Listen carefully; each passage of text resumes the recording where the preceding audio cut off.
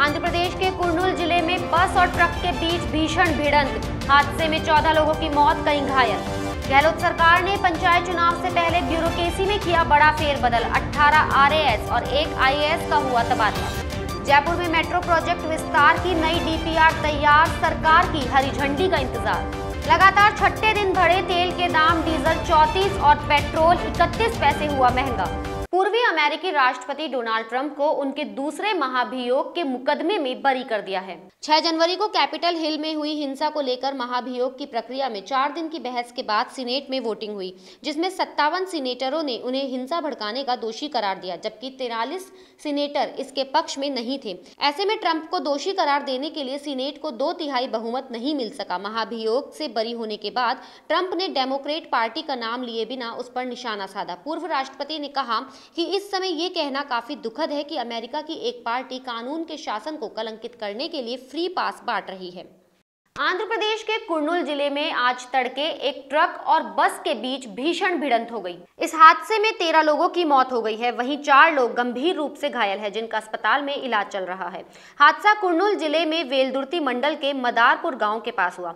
भिड़ंत इतनी भीषण थी कि यात्रियों से भरी बस टक्कर के बाद पलट गई। ये बस चित्तूर जिले के मदनपल्ले गांव से राजस्थान के अजमेर जा रही थी।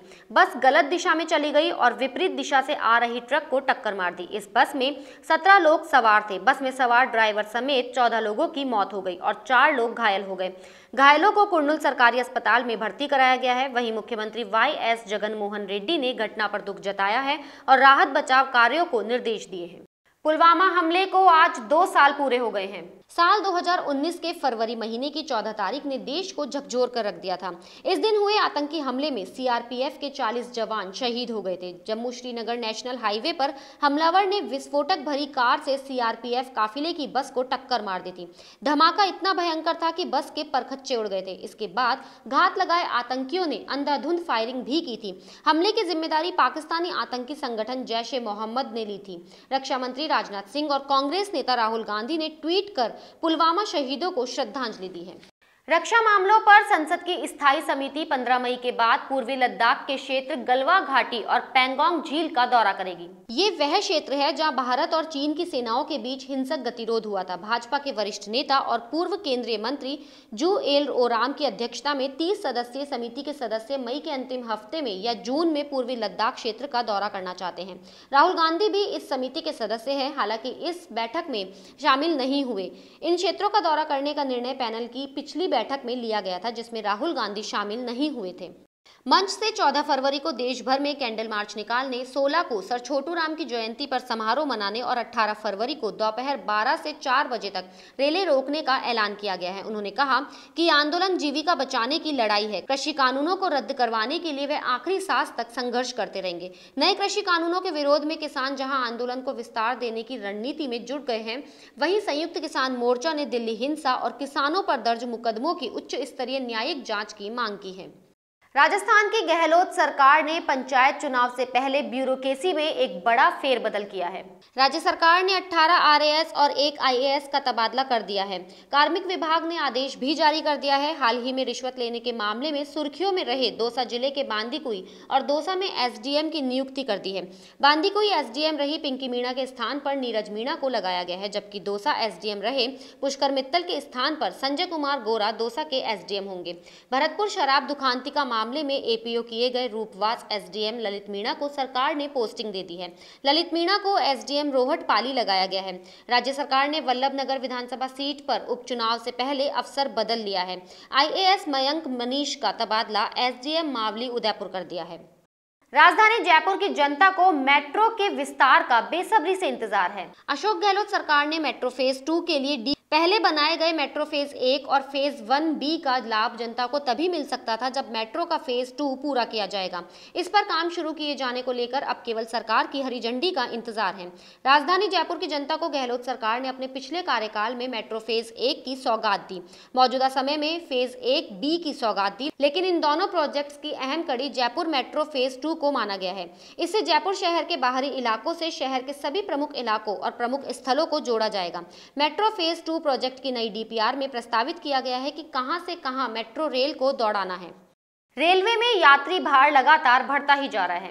रेलवे प्रशासन की ओर से यात्रियों की सुविधा के लिए कई प्रयास किए जा रहे हैं। रेल प्रशासन की ओर से कई स्पेशल ट्रेनों का संचालन किया जा रहा है। वहीं ट्रेन स्पेशल ट्रेनों के संचालन अवधि में भी विस्तार किया जा रहा है। इसके साथ ही कई ट्रेनों में डिब्बों की बढ़ोतरी की जा रही है। उत्तर पश्चिम रेलवे की ओर से यात्रियों की सुविधा के लिए बीकानेर दिल्ली सराय रोहिल्ला बीकानेर और दिल्ली सराय रोहिल्ला उदयपुर दिल्ली सराय रोहिल्ला स्पेशल रेल सेवा में फर्स्ट मई सेकंड एसी श्रेणी के डब्बे की अस्थायी बढ़ोतरी की गई है। ग्राम पंचायत हिंगोनिया में पशुपालन विभाग की ओर से एक शिविर लगाया गया। ये शिविर फुटली ढाणी में पशु सेवा अभियान के तहत लगाया गया है। शिविर में 18 पशुओं का उपचार कर 60 पशुओं को कृमिनाशक दवा पिलाई गई। इसके अलावा 120 बकरी वंश का टीकाकरण एवं एक गाय का कृत्रिम गर्भाधान किया गया। इस शिविर से 31 पशुपालक लाभान्वित हुए। शिविर में पशुधन सहायक सुनील कुमार मावलिया एवं लोकेश शर्मा ने सहयोग किया। शिविर पश्चात पशुपालक गोष्ठी भी की गई। इसमें पशुपालकों को विभागीय योजनाओं की जानकारी देते हुए पशुओं में होने वाली बीमारियों की रोकथाम एवं उपचार के बारे में समझाया गया। जोबनेर थाना परिसर में नवनिर्मित एक मैस का उद्घाटन हुआ। अतिरिक्त पुलिस महानिदेशक बीजू जॉर्ज जोसफ, जयपुर ग्रामीण पुलिस अधीक्षक शंकर दत्त शर्मा ने इसका उद्घाटन किया। ग्रामीणों एवं व्यापार मंडल के सदस्यों ने माला पहनाकर एवं साफा पहनाकर स्वागत किया। इस अवसर पर थाने की व्यवस्थाओं को लेकर एवं क्षेत्र की ट्रैफिक व्यवस्था एवं स्टाफ को लेकर जानकारी लेकर जाब्ता बढ़ाने एवं होमगार्ड के जवान बढ़ाने के लिए तुरंत स्वीकृति दी गई। इस अवसर पर एडिशनल एसपी दूदू ज्ञान प्रकाश नवल, एडिशनल एसपी यातायात भरत लाल मीणा सहित कई पुलिसकर्मी मौजूद रहे। पुलिस के जवानों को ये बताया गया अभी कि उनसे जो अपेक्षित कार्रवाई है वो पूर्ण मन से ईमानदारी से करे, तब जनता उनके कार्य से संतुष्ट हो जाएंगे।